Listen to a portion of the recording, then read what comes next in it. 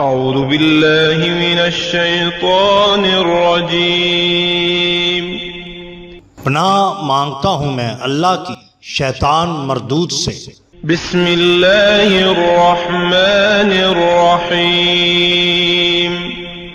شروع اللہ کے نام سے جو بڑا مہربان نہایت رحم والا ہے۔ دا باٹم لائن کے ناظرین کرام السلام علیکم۔ محترم ناظرین، ہم اپنی آج کی ویڈیو میں سیالکوٹ کے ایک مشہور و معروف ولی اللہ حضرت شاہ سیدہ سرمست سہروردی سیالکوٹی کے بارے میں آپ سے چند گزارشات کریں گے۔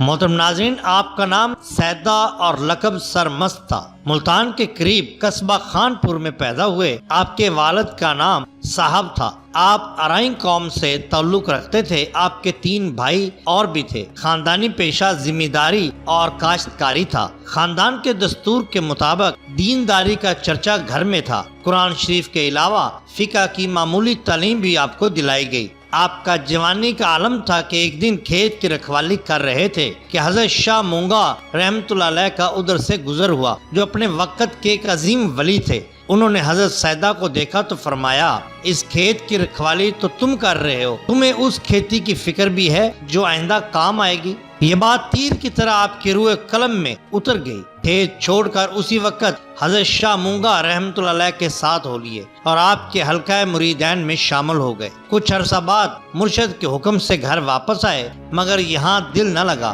کھیتی باڑی گھر بار سب بھائیوں کے سپرد کر کے ہمیشہ کے لیے مرشد کی خدمت میں حاضر ہو گئے۔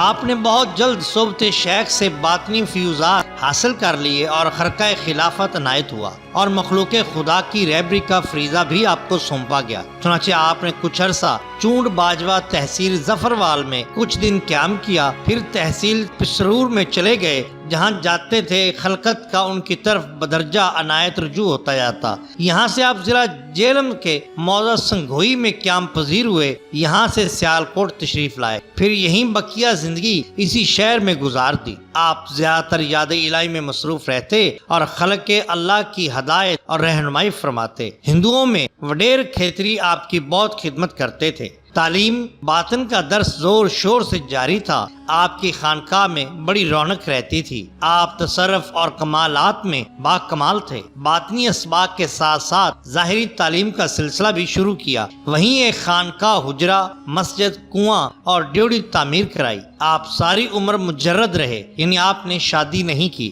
ریاست کشمیر کے اکثر علاقوں میں آپ کے مریدین کی خانقاہیں بھی موجود ہیں۔ آپ کو سرمست کہنے کی وجہ کیا ہے؟ ناظرین، آپ پر ہمیشہ عشق الہی میں جذب و سرمستی کی کیفیت طاری رہتی تھی، اس لیے سیدہ سرمست کے نام سے مشہور ہوئے۔ صاحب تاریخ سیالکوٹ رشید نیاز صاحب کا کہنا ہے کہ حضرت شاہ سیدہ سرمست سیالکوٹی کا زیادہ وقت جذب و سکر کی حالت میں گزرتا، لیکن اس کے باوجود آپ نماز باجماعت ادا کرتے تھے۔ آپ نے عہد جہانگیری میں یعنی سن 1015 ہجری بمطابق سن 1606 میں وفات پائی اور اپنی تیار کردہ خانقاہ میں دفن ہوئے اور اسی حجرہ میں دفن ہوئے جہاں ذکر الہی میں مصروف رہتے تھے۔ آپ کی خانقاہ کے گرد فصیل آپ کے خلیفہ اعظم حضرت شاہ دولہ گجراتی رحمۃ اللہ علیہ نے تعمیر کرائی۔